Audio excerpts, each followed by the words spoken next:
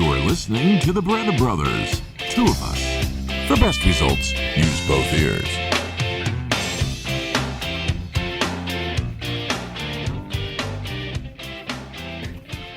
Hey, that's a great song. Where'd that come from? Where'd you get that music? Tell 'em. That music is from when I played in a band years and years ago with my writing partner and band partner, Dan Meacham. The band Great was called Babylon Sound. The song is called Today. It's a great song. You should post it. If you and Dan are together on it, you should put it up on our website. Or to put it, you both should be putting that stuff out there. It's so good. I'll put it on a video and put it in the video part of our website. I guess that's the only way I can post it on the website. Okay. Yeah. You can put it on our YouTube channel, can't you? I don't know. You guys should do a Babylon Sound YouTube channel or something, and you guys should talk and get it figured out, because there's no reason that stuff shouldn't be out there. You know, it's really great music. Thank you. People would be blown away, I think. No. Do it. Talk to Dan and do it. I will. All right, let's go. Why don't we tell them, remind the people who won the championship? No, they didn't win the championship. They won our next competitors for the episode of Oh, I Knew That. Oh, I knew that. Last week, we announced them on our Q&A show, and we are going to have Madison Mantis going up against Tyler Partnow. It's going to be good. They sound like they know what they're talking about. Yeah. Well, I'm going to win. No, I'm going to win. You are. No. Mm-hmm. What? Be nice. Be nice. Yeah. Be nice, boys and girls. And the questions are provided by toughpigs.com, so you know it's going to be tough. Thank you, Tough But Pigs. we don't know when that episode's coming up yet, but we'll let you know. All right. Why don't we tell them who's coming up, though, on September 5th, gang? Ricky Gervais. Ricky Gervais. I just watched the whole second season of Afterlife, which is pretty cool. Really great. You need to watch it. Oh, yeah. Last shameless plugs real quick. Go to thebarettabrothers.com, and that's where you can see our past episodes, and that's where you can get the links to the new episodes and sign our mailing list and go to our YouTube channel and subscribe and all good things. There's videos to watch and photos to see, things like that. And listen, you got to subscribe.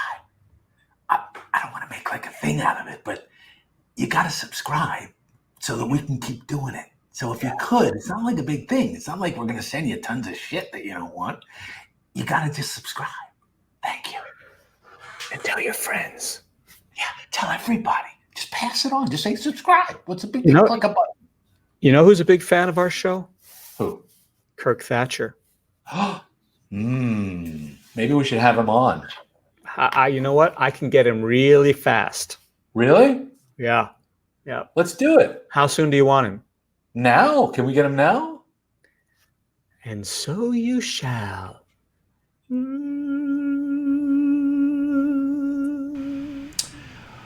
Well, he is here. Gonna have to live with it. I know. I asked him, could he do it another day or maybe, in a few months? Hoping he might get some other things booked and not be able to do it. Yeah. I mean, he mentioned, he had some things, and I said, okay, go. It's okay, go. But I don't know. He's going to do it anyway. So, well, should we bring him on? Yes. Now that you mention it, I'm quite fond of the man, so let's bring him on. What do you say? I'm interested very much in hearing anything that comes from his incredible mind. Yes. Shall we bring him? Shall we? Let's bring him on. Ladies and gentlemen, Mr. Kirk Thatcher. Oh! Hello, boys! Hello! How are you? I was just perusing the works of the immortal bard, as I am wont to do during these long days of quarantine, keeps the mind sharp. As we called him on campus, Billy. Yes. Very droll, Genovese, very droll, yes. Kirk, it's lovely to see you, I must say. Marvelous to see both of you. I must say, you're both looking quite well. I return the compliment, my fine man. Oh, Tell us, Yes. where did it begin? Where did it begin in the Thatcher family with you? Let's speak origins. I was born when I was quite young at the time, so I don't remember much. Yeah. I was raised in the Los Angeles area Oh. of Southern California, where Hollywood was quite nearby, adjacent, you might say. An Angelino? What's that? An Angelino? Yes, Oh. a native Angelino by birth. Third generation upon one side, actually, which very rare. Yes. Very rare. Yeah. Yes, and you'd think I would have a better tan. But no, I'm afraid that is not the case. I'm as pale as the belly of a fish. But now, were there other Thatchers? Other siblings? Yes, I was raised with a brother, Jeffrey. Jeffrey. He is in the construction industry. He builds and remodels homes. Now, a Geof or a Jeff? It's the more Americanized spelling of Jeff, and we're as different as they say as chalk and cheese. Ah. I'm afraid I'm the cheesy one. And was he the senior or the junior? No, he's exactly 11 months younger than I am, almost to the day. Ooh, Mom and Dad were busy. Mom and Dad were busy. Well, actually, we were adopted, so they were very busy just keeping tabs on me. Oh. And they were rather foolish to bring another son into the mix, but they did. God bless them, because it was not easy. Wonderful. So you were adopted, you say? Yes, I was adopted. I do say that because it is indeed the truth. And that's quite interesting. And as an adopted child, growing up in the Los Angeles area, was it fun? Well, I take issue with the term growing up. I did age. I matured, if you will, but that doesn't mean I am mature or aged. Yes. It was fun in that I was interested in the cinema as not only a diversion, but also as a career. So seeing that there were indeed vocations and avocations in the industry of cinema, or film, if you will, I was... Moving pictures. Yes, exactly. And also the television was quite popular as a child. And I realized that not only did I enjoy viewing these productions, but I was also quite curious and interested in making them. I don't have a clue as to what you're saying. What does it have to do with being adopted? Oh, you asked if it was fun. Yes. It was fun because Hollywood was nearby. But it's just like being a child. You have no reference point of what it's like to not be adopted. Yes, this I understand. Yes. Did you have a beard? Did I have a what? A beard like that when you were small? Yes. I grew a beard when I was 6 months old. The doctors were quite concerned, but my erudition was such that they said it felt correct. Your erudition? No, my erudition. Ah. I still don't know what that means. He's still clueless. All right, cut. It's enough of that business. Do we need another take, sister? No. Kirk, All so right, you... let's just talk normal. That was silly. But so I didn't realize both you and your brother were both adopted. I didn't know that. Both adopted. We both knew it. My parents told me from the day I could understand it. Yeah. And it was very loving. They're like, we wanted you, you grew in another lady's tummy, but we wanted you so much. And the doctor called us when you were born. Wow. And the lady who had you couldn't keep you. It wasn't right. It wouldn't have been a good situation for you. And I did meet my biological mother in my mid-30s. I sought her out. You were not only interested in finding out, and or at least learning for yourself, but you were concerned for her, the woman and what she had been living with. That I was, I'd won an Emmy. I mean, I was incredibly fortunate. I and my brother. And my brother was incredibly fortunate to have me as a brother. I mean, that's kind of awesome. That's how I feel about, Gene's so lucky to have me. He's so lucky. I mean, look at him with his light bulb head and the little hat that's too small. He's like, yeah! He doesn't even know we're talking about. Look, he doesn't So even hear I'm us. interested. I'm interested. Your need to brag about the Emmy to your mom. It's the only thing I ever won. I was like, I'm happy. I'm doing You're well. happy. Like, Yes. if I met her now, I'd be like, I'm broke. There's no work. I'm dying of COVID. So anyway, I met her, and I met. They all lived up in the San Francisco area. I have. Oh wow. Two half sisters, a half brother, Wow. like 7 nephews and 1 niece. Oh my gosh. Yeah, they're all over the place. So it was great because I lived up there, so I knew the Bay Area. And and I'm close. She lived like another 12 years after I met my biological mom. Actually, Was it a good thing for you? it was great. Yeah, I still stay in touch with my half brother and my half sister. She comes down, stays with me. My half brothers come down. I went to 2 of my nephews' weddings. One of them just had another kid. So yeah, my family size tripled. Wow. Are all of them all impressed with the Emmy? Yeah, actually, I make them call me sir, because of it. Right. That's so nice.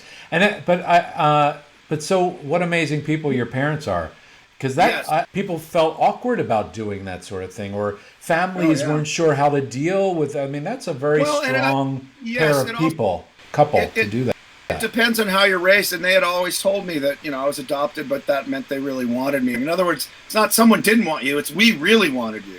Right. And she couldn't keep you for reasons that we aren't really our business. Right. And so I just like, oh, that's cool. I mean, please stop hugging me. But it was like I've never felt unloved. That's one nice thing about the way I was raised, and then even finding. But again, I'm incredibly fortunate and lucky, and I thank my Emmy every day. Did I mention that I won an Emmy? No, you didn't mention that. Do you have it there? It's in the shrine. Oh. When you enter the house, you have to rub its feet and reflect. Put a coin in. Yeah. It's non-secular though, so I just call it bowing to the Emmy. Got it. So then, where do you think this incredible artistic ability that you have comes from? Have you seen signs of it in different places? It's funny. Nature versus nurture. Both of my parents who raised me were lovely. Were lovely people. But not a creative. My mom used this phrase: not a creative bone in both of their bodies. My mom was a teacher. She would say I couldn't draw a box, and my dad was a lawyer, very scholarly, incredibly educated. Wow. But none of my dad told me when I was a kid that all artists were bums. And he said that because in World War II, he was older. He was 43, I think, when I was born. The only artists he knew that he, typified as artists were the artists in Paris who sat along the Seine with their little paintings and, were selling them for 5 francs. And that to him were artists. They lived, they smoked dirty cigarettes and looked unshaven and were kind of very bohemian. And they were all bummed because it was after the war, so none of them had work for a while. But, it was funny because he loved music. He played classical music on the piano. And so he respected the arts, but he just thought it's a terrible way to make a living. Right. But when did you start to realize you could make more than a box? I drew since I was like 4. I loved creatures. I loved, Sesame Street. I loved the monsters on that. For me though, it's funny because people I drew to think on paper. I was very visual. I think visually. So for me, it's kind of like thinking. It took me a long time to start writing, and I kind of do both now. But I actually write more now. Yeah. So I was always doodling, and I love comic books. I was always drawing creatures and superheroes and that kind of stuff, and then just love movies like King Kong and Bride of Frankenstein were 2. That and Ray Harryhausen's movie Jason and the Argonauts, which was shown on TV all the time, and they just, I was like, I want to do that. And then Star Wars came out, And that just was like, that sealed the deal. I already knew that I wanted to work in films, probably since I was 10 or 12. Right. Either films, it's funny, I either wanted to work in films or design theme parks for Disney, be a Disney Imagineer. And again, it's because I lived in LA, I knew those were jobs you could have. We didn't know anybody. I think my parents knew one artist, and actually I didn't even know until he passed away how famous he was. His name was Maurice Noble, and he did a lot of the classic Warner Brothers cartoons, layout and backgrounds. He's very famous.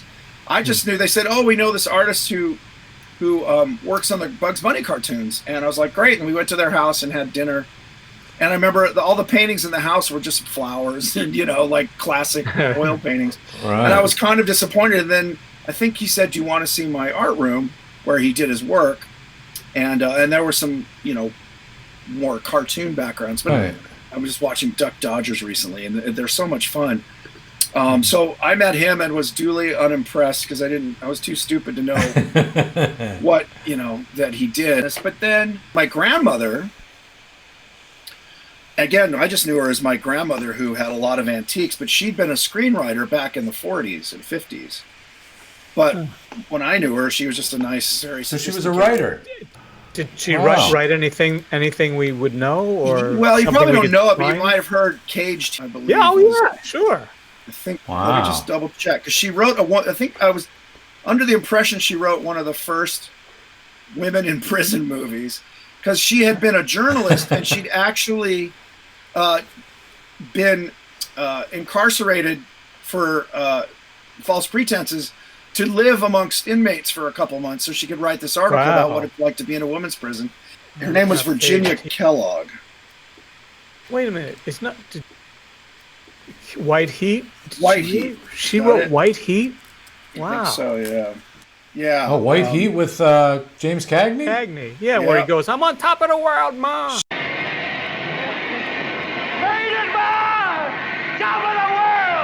But anyway, this is that's what's funny is I'm finding this stuff out as an adult because she never talked about it. My grandmother told her, my mom told me this years later, do everything you can to talk them out of it.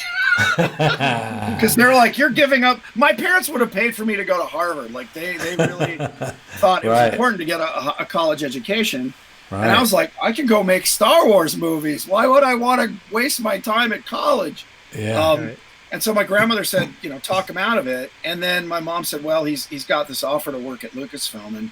And my grandmother said, to her credit, she goes, well, if he's that talented and that driven, then he'll probably do okay. And that's exactly what's happened. I've done okay. Oh, come on. Amazing. So what was the first big thing you went, oh my God, I'm doing this? How am I here? Jedi. The Jedi. I got just very lucky. Again, living in LA, my mom came home from church one day when Star Wars had come out. It had been out for maybe a month or two. So it was 1977. And she came home and she said, hey, I met a gal at church whose son worked on Star Wars. And I'm like, no, that's what did he do? Or what's her name? She goes, her name's Johnson. I think her son's name is is it Joe Johnston? She's like, yeah, that's it. It's Joe. I said, I have his sketchbooks. He's he designed the spaceships and storyboard. I mean, he's the guy I want to be. I want to do that, Wow. And so next Sunday, I'm all dressed up, nice tie, and comb my hair, and I go to church, which I didn't particularly enjoy doing. And I met her, and asked her if it'd be all right if I met her son. And she said, well, yeah, I think so. I'll give you his number or whatever. She set it up. And so I called him, and he gave me a tour of ILM. Now, ILM was the effects facility that did all the special effects. It was about a mile and a half from my house. No way. So that was location, yeah. Wow. It was right near Van Nuys Airport, and I grew up, I mean, literally, I think I mapped it out once, and it was 1.8 miles. So ILM was, I didn't realize that's where ILM was. It was in Van Nuys? Yeah, where showed my stuff, and then every year I'd call them, and they moved I think a year later in '78 they moved to Marin County and did Empire. So I kept in touch with them, and the summer I graduated high school was the summer of '79. It was the summer of '79. So I after I graduated, my brother and I and three buddies, the Mendozas, the kid we grew up with, we all took a trip. We just drove up to San Francisco. We hung out for a couple days. And I called Joe and I said, hey, can we get a tour of ILM, the new ILM, in Marin County? And he said, sure. So we went on a Saturday, and it was incredibly nice. Showed us around. I gave him this monster I'd made for a student film. And just, it was like we spent 2 hours, and we got to, see the Millennium Falcon. And cool stuff from Star Wars and Empire. So got the tour and just was like, dude, whatever it takes, I want to work here. So went to UCLA for a quarter. Yep. And I wanted to be a film major, but they wouldn't even let you touch a camera until you were a junior. And I'd been making Super 8 movies at home since I was 10 or 12. This is before the Emmy, by the way, Gene. If you hadn't won the Emmy yet. Right. No, it was coming, but yeah, that's. I can't wait to hear about. You know what? I'm anxious to hear about the Emmy when we get to that part. Well, I am hear all about that. Is it anywhere close by? It's right here, actually. It's an Emmy from the planet Zorlon. That's what they looked like back then? Yeah. Well, it's from Zorlon. It's not an Earth, a human Emmy. Oh. I see. His actual name is Imalakan! And so they just shorten it for Emmy. us English speaker or humans to say Emmy. Yeah. Got it. Anyway. So you're in awe, and you're seeing Star Wars things, and you can't wait. I said, I want to work here. I go to UCLA for a trimester, and then I call him up. I've told this story pretty much every time I do an interview because it's a good story. Well, I don't want to hear it. Yeah, okay. So anyway, I get the job. We've heard it. So I get the job and I move up. I start working on Jedi. And then a lot of stuff happened, and then you directed. And then you got your Emmy. And then I won an Emmy. Yeah, around 1998. Well, it's been great having you here. Thank you. Yeah. You've done wonders. Well, wait a minute. I want to go to the gallery. Come on. Let's go to the gallery. I want to actually go to the gallery. Should he pick a number like we've done? Yeah, but let me just, since we've been talking about it. Oh, there I am. Look, I was cute. I didn't weigh 300 pounds then. Is this from the same? That's Jedi, yeah. That's me on the deck gun in Yuma, Arizona, where they built the exterior of Jabba's barge. And somewhere in the Lucasfilm archives, there's a picture of me with Carrie Fisher. Carrie's in the Princess Leia outfit, and she had an SCTV button. SCTV. Oh, really? Really big. And she had the button on her butt, on her bikini bottom. And she's Ralph Nelson, who was the still photographer, and he and I became friends and just goof around. So anyway, we were just bored one day there's a picture of me somewhere like going. Oh, that's funny. Yeah. So is this from the same thing, right? So this was before we started shooting, when we made all the creatures. So most of the creatures were made in Marin County at the creature unit. And that's me and all the Admiral Akbar creatures called the Mon Calamari. I painted all of them except for Akbar. Phil Tippett, who designed him, painted that one. And then I set up the paint shop and ran it. I painted most of the creatures that came out of the Marin County shop. I would say over half of them. I was basically hired as a technical, I think my title is creature technician. I kind of did everything. I molded, made molds, casting, painting, finishing. That was the bulk of it, which was a lot. I set up the paint shop. I did, I would say probably, if you're going to cut it up into jobs, it would have been like half molding and casting, half painting. Wow. And then finishing was where you take it and you finish it, you're gluing hair on or whatever. How cool. Okay, let's play. We're gonna play Pick a Number. You want to play Pick a Number? These are moments from your life. Okay. So we're gonna jump around. Between 1 and what? 1 and 37.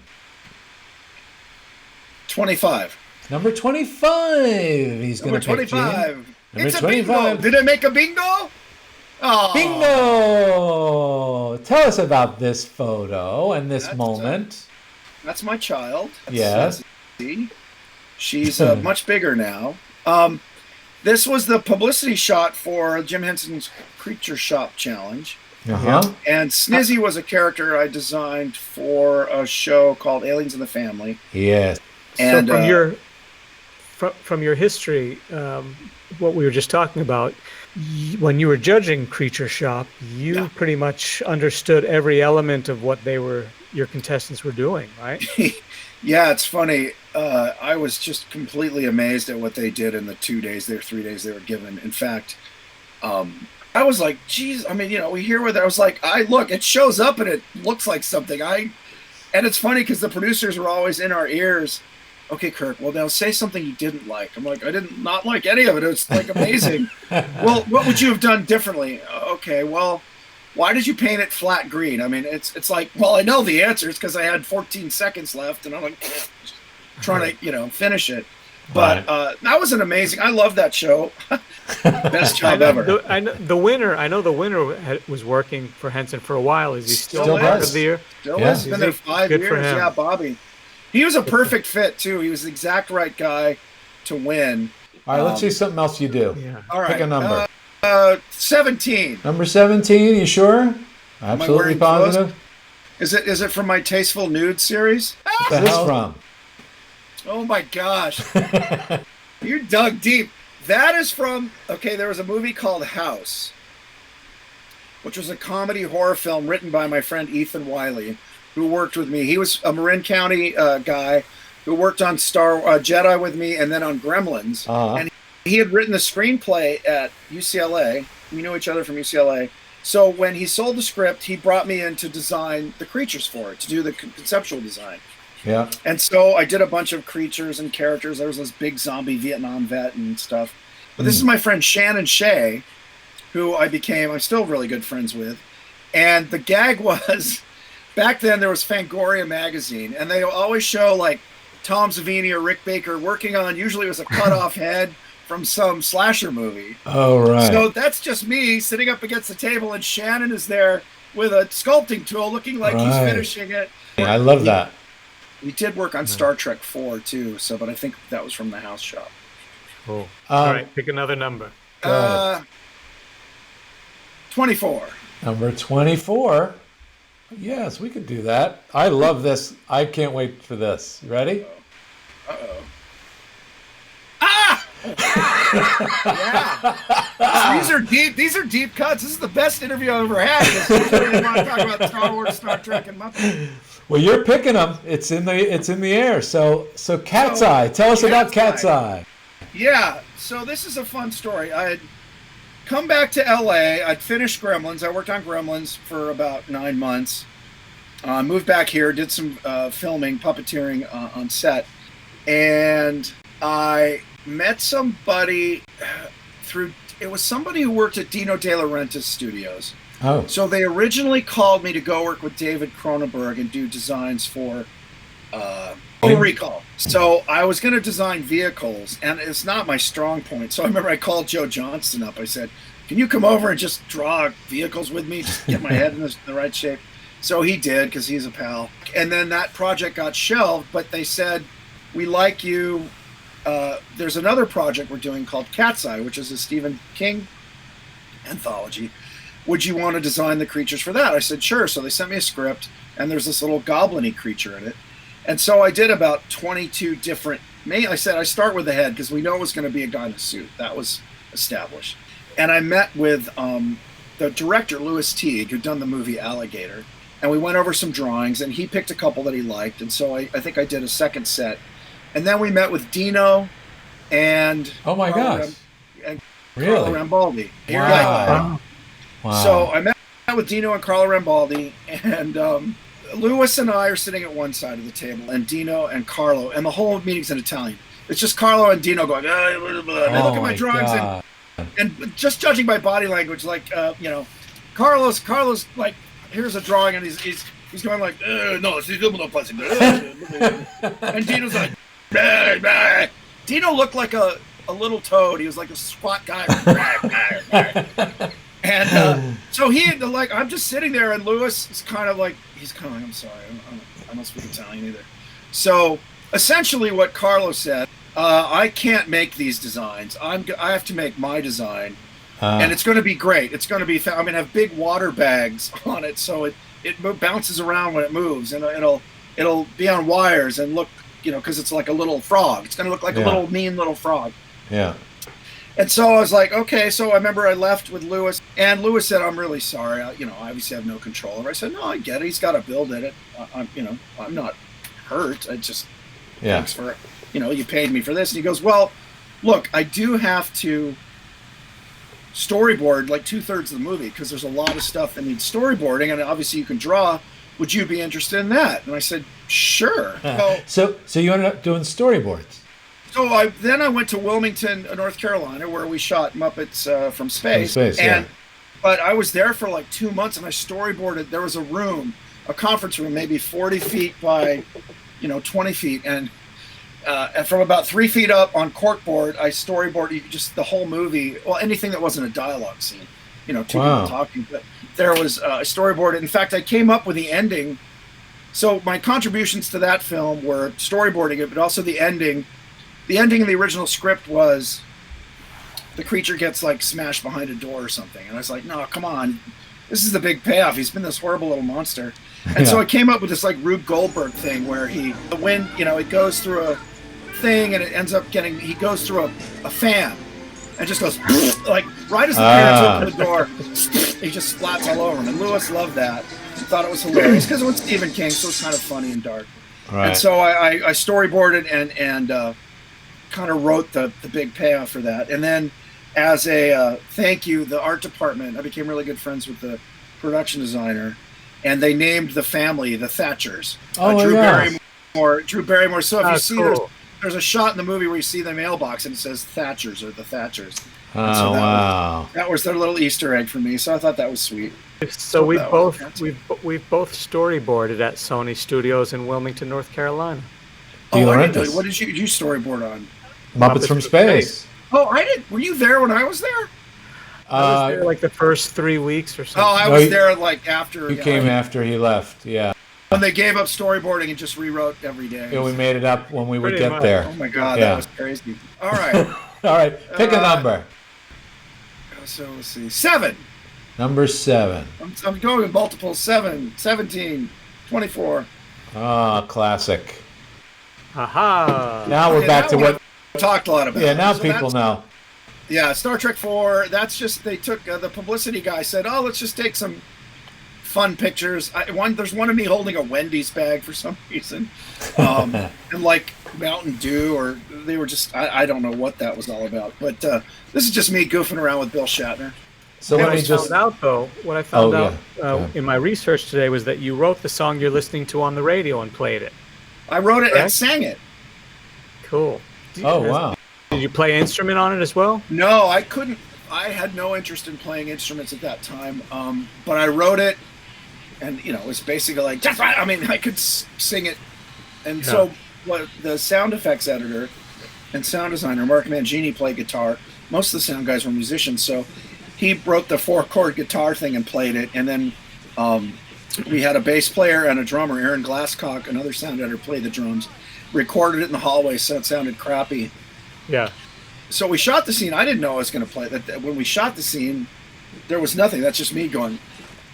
Trying to do like what I knew a punk beat was. It was like and so we recorded it, and then Leonard came in to listen to some whale sounds or futuristic whale sounds, and I said, "Hey, we got the song demo for you." So I remember he put on headphones. We played it for him, and his face was like. And it was only like a minute and a half long. He takes the headphones off. He goes, "It's terrible. It's awful." And I'm like, I was thinking, he hates it. He goes, "So it's perfect." It's a good thing, right? Yeah, right. So that was great, and I got to do so much. I mean, that was an amazing. Leonard. Go ahead. No, sorry. Go ahead. I was just saying, Leonard and Jim. Leonard Nimoy and Jim Henson were two of my favorite people to work with. They were so generous with giving me responsibility and just letting me do stuff and letting you be yourself. Yeah, but letting me, like, Leonard's like, you're the the hand of the king, sort of. Well, that's not the phrase he used, but this is my first education in directing a movie beyond the technical. So I'd been all involved in the technical stuff. Mm-hmm. This was about, and he came as an actor, and he was a very warm, kind of emotional person, not a big tech head. So he trusted people, and on Star Trek 3, he told me he felt like he'd been really given the runaround in the special effects department, particularly. And so Oh, I had right. just come from ILM like a year earlier, so I knew everybody. So I got the job and was sort of his right-hand guy, and then they made me associate producer. Right. He told me, I want to make you associate director, but the DGA won't allow it because there really is no associate director, and you can't be an assistant director. Right. And if you're an assistant to the director, that's what the lady who answers his phone did. So I was like, look, I don't care. I'm happy associate producer. But I got to write dialogue for that movie. I came up with gags, write the song, the talking to the mouse, hello computer. That was my joke. Oh, right. Scotty wouldn't just type. He thinks computers, you talk to him. So he would be, and then the guy says, use the mouse. So Scotty thinks it's the microphone. So I got to do that. I'm the voice. I got to write all the questions at the beginning when Spock is in that kind of room with all the computer screens. And it's asking him all those questions. Who said logic is a member of civilization, which is in chaos using reason to guide? Correct. What is the molecular construction of gallium? Correct. But then, so I recorded it for the shoot day because Leonard needed to work to something. And so we just, I stood in front of a mic at the sound booth. It was like, who said logic is the men of our civilization? I'm trying to do a computer voice. So they sped it up and affected it a little bit. And then at the end, they said, they said, what do you want to do for that, Leonard? Who should record? And he goes, I'll just use that. That's fine.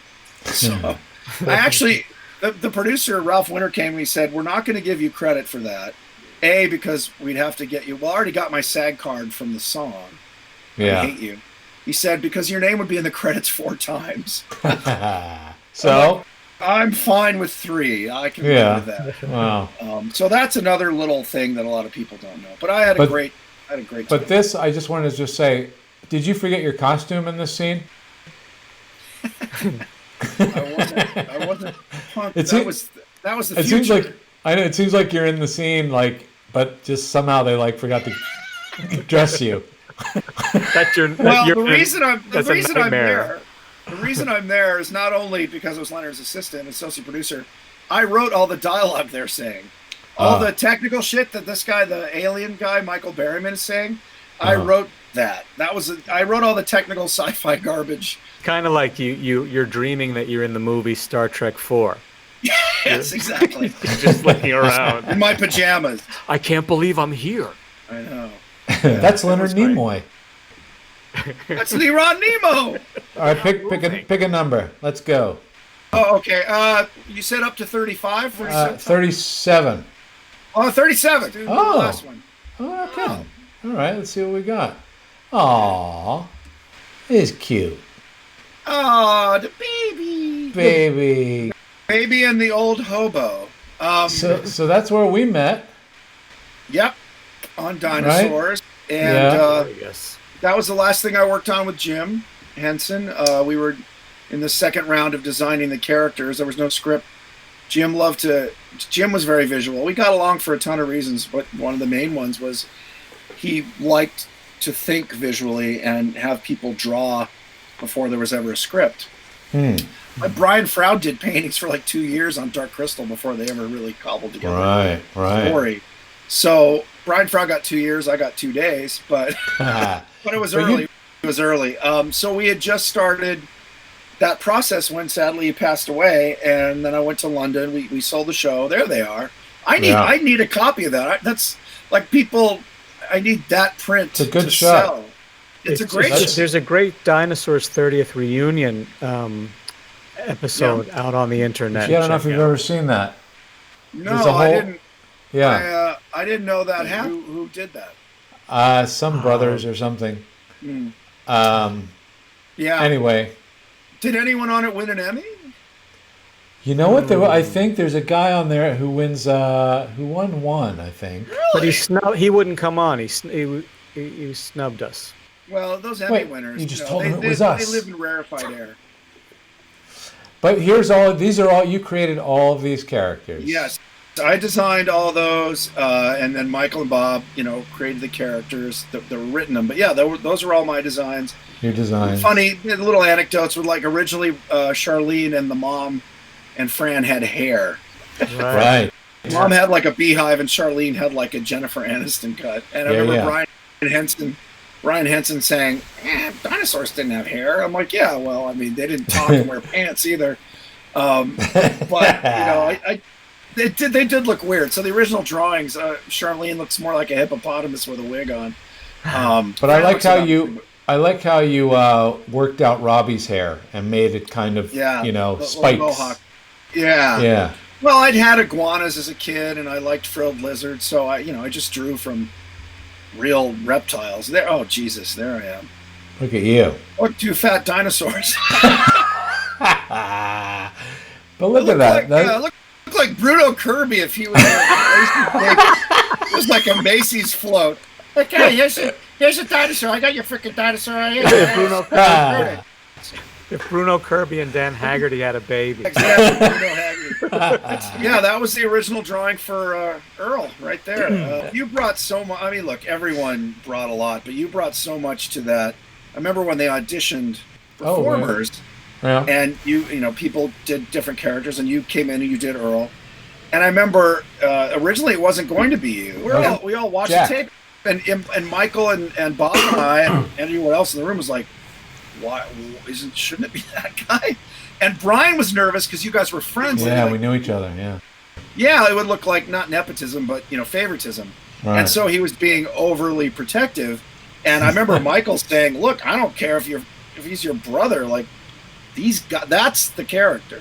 Well, I auditioned too, but did you? Apparently, the brother part didn't work. It was easier if you were in LA, Gino. Actually, I was. I was there the whole time. I know. Just giving me. But I did hear some of that, but I never. I need to add. I just want to add. I actually did when they replaced Fran. I actually did audition for Fran. Oh, you really did? After season 2 or something? Whatever that replacement. Yep. Was, No, season 1. Or season 1. That's right. Tony Prince came in. I think season 2. I'm pretty sure. But it's interesting to hear that because I've Brian kind of he did tell me that story, but I always I get it. I get that he couldn't. Say that's the guy, and he wanted to see how everybody else saw it. And he said that Michael Jacobs turned the volume off or something. Right. Yes. And that's how I guess it felt that was whatever the mannerisms were that felt right or something. Yeah, you had that. It was. I think he even said it maybe in the room at the time, but you were more vulnerable. You were playing against what he was saying to do. You weren't because the other people were kind of like, they look like right. I was just doing Jackie Gleason. You were doing Jackie Gleason, but it worked. So what is it? Amateurs imitate, professionals steal. That's it. Kirk, do you remember directing me at all? I'm sorry, no, John, I don't. What did you do? Oh, Billy, I think you might have a clip there. Really? Let me see. I believe I do, Gene. What are they selling? Half-baked ham? Oh, a pork joke! How original, Joan! Here, let me try. Plastic surgery, plastic surgery, plastic surgery. Old. Now, if you'll excuse me. You're not going anywhere. Let your hands off of me. You just touched my breast. Joke's on you. They're down there now. Oh, next time I'll kick you in the shin. You tried to kick me in the shin. That does it. Oh, Joan. I think the waiter gave it authenticity. Very grounded. Nominated for an Emmy. Well, we shot that on a regular camera, but they wanted to. So you were in it much more. And I know. like, I got cropped. So they cropped it, and you basically Sorry, it's man. a shame. Good stunt. It was so much fun. I loved it. You asked me to do it. That was a QVC, right? Mm-hmm. Shot that in Philly. called? Like Prince of Persia. What's the name of that town? King of Prussia. Prussia. I was like, that's a town in the malls there. Yeah, we were. That's where our mother lived. Yeah. King of Prussia. Go ahead, pick another number. Come on, now we're knocking them out, baby. 11. Number 11. 11. Yeah. All right. I like this. We're jumping around a little bit. I like it. Who's that guy?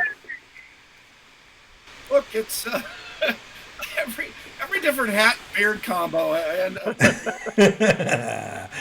This was fun, huh? We had a great time doing this, didn't we? Bobby Moynihan, I take credit for that because he had just left SNL, and I'd always been a huge fan of his. And I met him 2 years earlier at Comic-Con because he was at a Chiquino concert. Michael was conducting a Star Trek, I think, score live. It was Star Trek. And Bobby was there, and Dave Goelz knew him or had met him. So he knew Dave. Yeah, so Saturday Night Live. From SNL, yeah. And I said, Bobby Moynihan just left SNL. I know he likes the Muppets. He's the exact right tone. He's sweet. He's funny. He's silly. I guess whoever ran it up, they went, yeah, we'll meet with him or look at him. And then he was just such perfect casting. I don't think we mentioned that that's for Live at the Hollywood Bowl. Yes. Oh, we didn't? Oh, right. Yeah. And he went to the O2, did the O2 in London as well. He came with us. He couldn't have been happier. He was just so giddy to do it. I mean, it's most guest stars, as you know, like working with us and they have fun. But he was literally he probably asked for everyone's autograph. He was a huge fan. So the fact that tonally he's right, and he would have done it for free probably. Well, that was the thing. He really was the. He was like putting somebody from the audience on stage. That's what he brought, like that feeling of, oh my God, he really loves doing this. And it's such a sweet guy and funny. He's like funny. A Muppet. We always say there's actors who are Muppets. He's one of them. Yeah. He's just all right. We do a couple more? 29. 29? Like a bingo Are you card. sure? Yeah, it's from when you... It's... Yeah. Oh, that was... Yeah. That was so much. So we're not talking about directing. We're talking about your amazing writing. Oh, you're very sweet. So this is the only Muppet movie I wrote that got made, or co-wrote, I should say. I was very worked with Jerry Jewell, who, if you don't know, was the probably the first person Jim hired, and was the head writer on the Muppet Show, the original Muppet series, and another sweet, amazingly sweet guy. And so Christmas Carol come out and done well, and so they liked the idea of putting the Muppets in, period pieces, or not just being the Muppets doing a show. Yeah. And so we came down to two ideas. One was a King Arthur movie, and the other one was my pitch, which was, let's do a pirate movie like Treasure Island. I said, because the Muppets, I love the craziness of the Muppets, the weird characters, and kind of the absurdity. And to me, a big rollicking pirate adventure, with the Muppets kind of not actually really fitting in some ways, but Sweetums as a pirate just seemed perfect to me. We pitched it, and I convinced Jerry it was a good idea. And the original draft was completely bananas. It starts out like Treasure Island. Originally, there was no Jim Hawkins. Gonzo and Rizzo were Jim and Hawkins. Oh, based on the Christmas Carol thing, kind of? Was that, why do we always have to have a kid in the kids movie? I hated that. I said, especially human kids, so let's make Jim and Hawkins, immature, but they're Muppets. Because it's always like, oh, the stars are the main characters and the Muppets are the secondary characters. So it was originally Jim and Hawkins, and it's the first half was about the same. Squire Trelawney and had the Mr. Bimbo and all that. But then when they got to the island, it became like a road picture. Somehow this tiki god was invoked and chased them all down. I mean, it just went off the rails. So we did that, and I remember everyone's like, that's really funny, but it's too out there. So, try to bring it back more to... story. Yeah, the actual story. So we did, and I can't remember if they said we want a boy actor to be... So we basically gave Gonzo and Lizzo the same lines. We just added a human kid in there with them. We did a few drafts, and then they brought in James V. Hart, who was a writer who had done Coppola's Dracula, and he'd done Kenneth Branagh and De Niro's Frankenstein. So what he really changed was the second act. He made it very close to the book. But he brought, kind of grounded it in the middle, particularly with Jim and Long John. And then Jerry and I did, so we kind of just started it and finished it, and he worked in the middle. And then, so the things that are very much me was Mr. Bimbo, which I remember when Frank first read it, because Frank wasn't at the time, he was not directing Steve Martin movies. And I remember before the read-through, he's like, so he's crazy? I'm like, yeah, he's the soft-headed, rich kid who's never worked a day in his life. So he has an imaginary friend because he was rich and didn't have anyone to play with. He's like, I don't know. I don't know if it's going to work. You know, Jerry and Frank had this thing where it's like, you know, Jerry's like, oh, geez, Frank hates the writing. And so Frank tried it, and it got huge laughs. Because at least Frank didn't throw it away. You know, he's like, right, he goes for it. Yeah, he says, I'm going to make it work if it's going to work. And a huge laugh. So I remember he said afterward, screw it. Got a huge laugh. Keep it in. Right. So that was very me. Billy Bones. I wanted Billy Connolly. In fact, there he is. Wow, look at you. Huge Billy Connolly fan. So when there was Billy Bones, even when we're writing it, I told Jerry it's got to be Billy Connolly. So he wrote it with the Scottish kind of. We didn't write it in phonetic Scottish because that would seem. But you knew, you could hear it in your head. Exactly, like, you know, Jimmy, Jim. So Yeah. Jimmy is a Scottish word for like, hey buddy. Hey Jimmy. Like that's what you call somebody you don't know, like instead of Mac or hey buddy. So we wrote it with his voice. And I remember with first read through, we didn't have him yet. And I would read Billy Bones' part, and I'd do it as Billy Connolly, you know. And then I think it was Dave Goals or one of the big Steve or Dave didn't know who he was. Oh. And we had the read through, and someone came up to me. It might have been someone else, but I think it was one of the. Maybe it was me.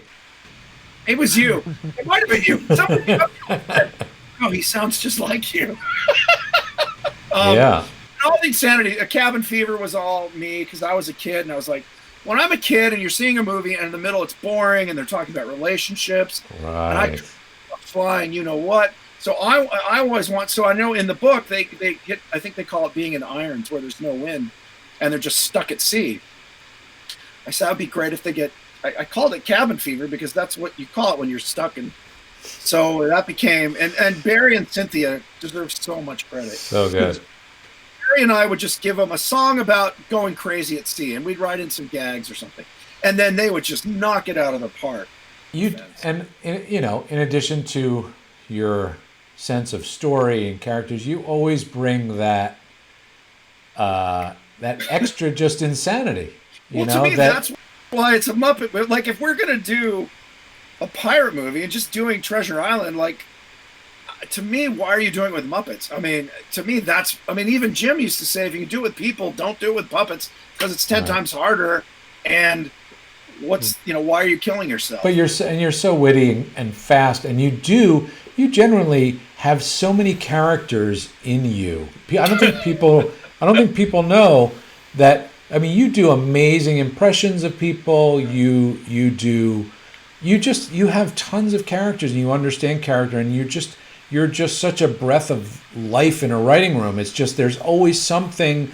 You find a way to just put a twist on it and make it crazy and fun. And I think that's what people experience with the Muppets. That's, you're a big part of bringing that feeling and that voice to these characters that we get to try and recreate. Well, that's what I love is you and I work together because you come from the performer thing. And so we laugh about this. Our first kind of Muppets Tonight, I was a writer. I was one of the main writers.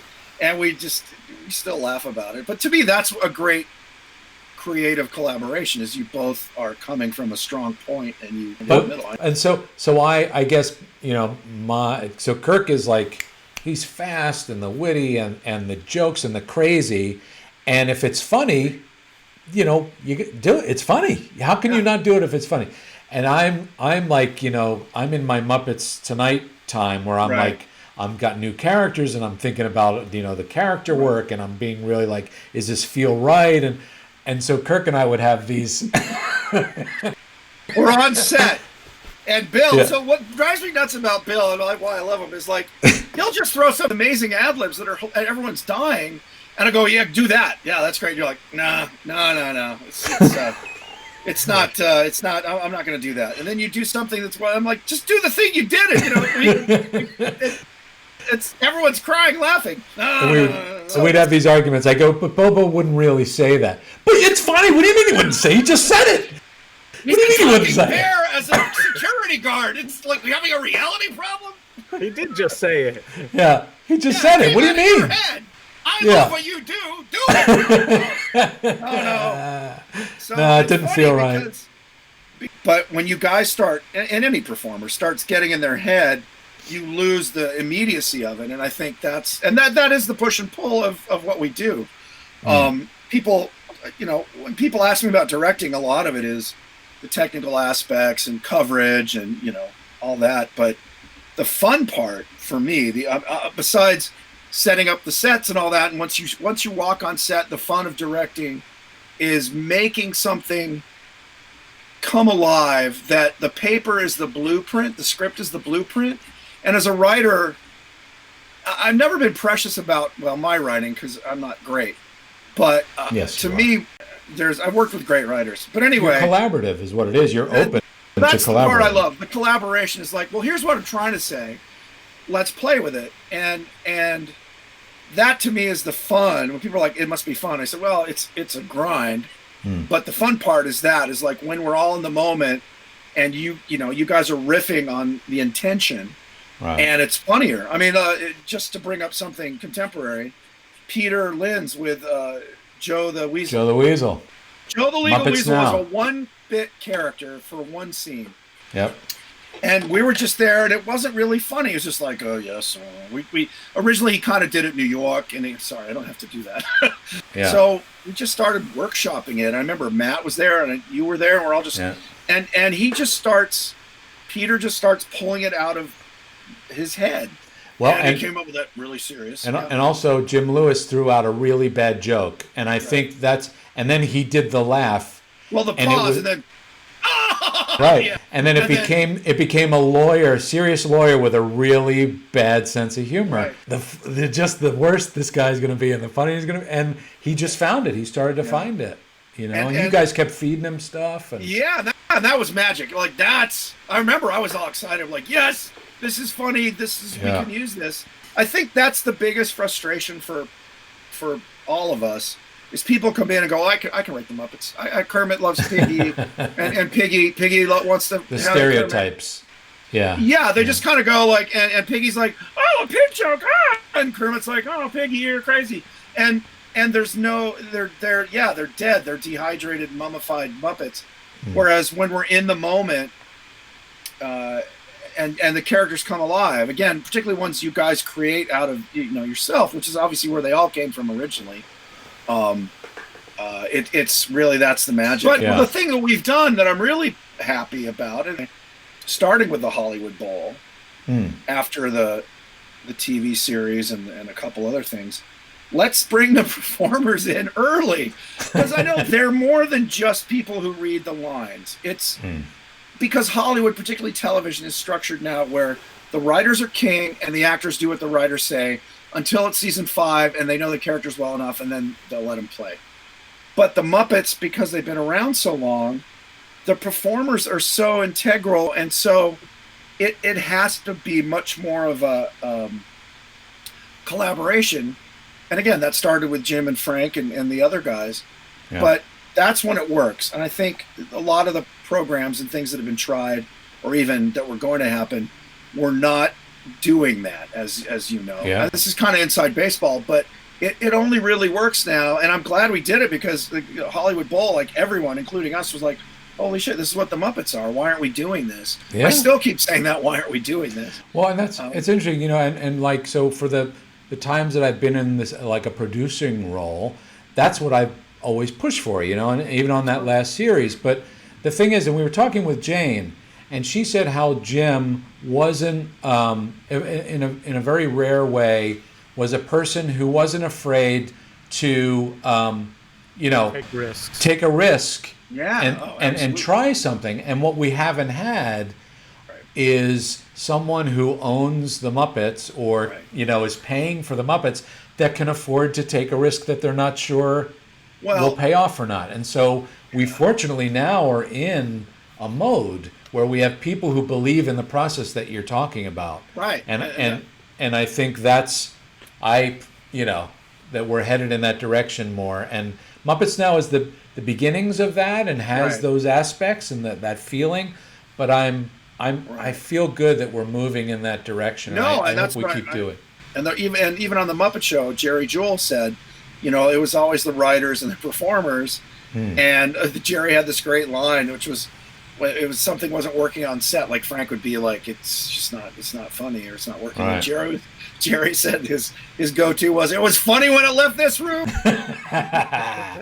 But they weren't afraid to. They weren't afraid to fail, and Right. that's where we're playing with people's money who are afraid that we could fail, and that's a hard thing to to just say let them go and do it. And it's working. It's because everything has to be a home run too. Well, yeah, of course, yeah. And that's Hollywood. That's not just the Disney Corporation. No, absolutely. That's why they just keep remaking. Are Kermit and Piggy going to get married? Some article just did something about, like, isn't it time to get another relationship at the core of the Muppets? Like, I've been 10 years. Can't they just be married and she's pregnant? Because I don't know why. Because to me, that would get everybody back. Because who doesn't want to see Piggy suddenly being a mother, but being a Kardashian? How about those babies? You could design some good babies. But, I wrote one Statler and Waldorf joke, and it was in Muppets from Space. And I don't think did we actually do it? Was it in there? Something like, what do you get when you cross a frog with a pig? And what? Baby back ribbits.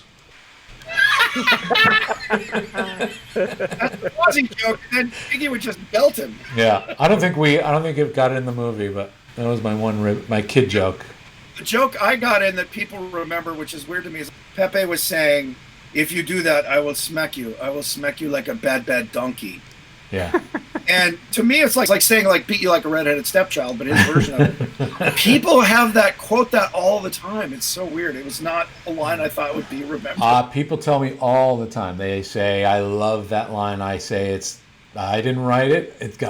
Kirk came up with it, and they... Well, so much of Pepe is you. I'm very proud to have a couple lines. It wasn't a weird line. Well, it's more than that. I mean, here's the thing. I think we've got to probably wrap up, but I just want to say one thing, and maybe we won't go on about it, but I just want people to know that if it wasn't for you, we wouldn't probably have Pepe. And the fact that you and I collaborated on that and came together based on Christina's aunt, who you met in England while we were doing Treasure Island, and we were riffing on her, and then we collaborated and started talking about what he could be, and that's, you and I came up with who this character would be. And I love Pepe. I just wish we had some more time to do it, but I love Pepe and Bobo. The Bobo scooter stuff. Oh yeah, that's fun. I just want to do a road picture with Bobo and Scooter. Just the two of them in a car going somewhere. Scooter's mom is in the hospital, and Bobo's I don't know. Anyway, I do have to go. Yes. Sorry. I'm very important. It's been really wonderful speaking with you tonight. It's lovely. Delight, boys. I didn't actually anticipate having such a jolly good time. Well, we must do it again. Oh, Absolutely. yes, we'd love to have you over for tea, and perhaps we could discuss other incredible awards and things that you've received over the years. Oh, I did win an Emmy. Did I mention that? Oh, I don't know. What?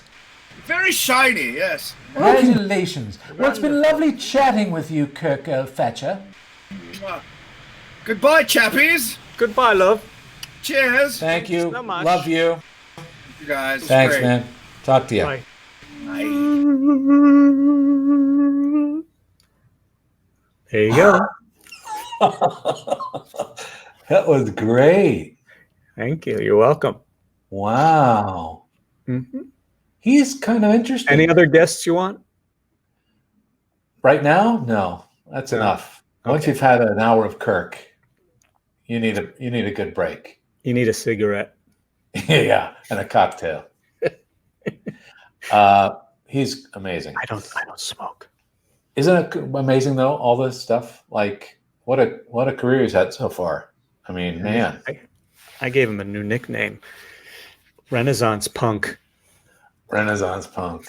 I mean, there's more. There's more in the future. Can't wait to see what else he's going to do. Well, I don't think we even covered everything. God no, we didn't get all the Muppet specials and all the social media stuff that he's directed. Just the Muppet stuff alone. There's so much that we didn't even get on or get close to. But we spent some time, and we unfortunately have to edit down, and there's stuff that gets lost. But man, Well, look, maybe in the future we'll put out outtakes. Maybe if they subscribe, If we we're might around have long enough. more content, right? Actually, if you join the mailing list, there may be content that you're privy to that not everyone else is. Subscribe. All right. List. Okay. So Well, to remind them. Well, next week we have Gene. Who do we have next week? I'm not telling. We're not telling. I don't have to tell you everything. That's Look right. for our promos. I'm putting out ads. Yep. Stay alert. Stay on it. And who's going to come the week? Who's Sunday, September 6th? Ricky Gervais. All right. And I just finished watching the second season of Afterlife, which is really good. You have to watch it. Really, really good. Highly recommend it. This is good. Seriously. All right. Okay. Good show. I can make the show end anytime you want. Oh, how about now?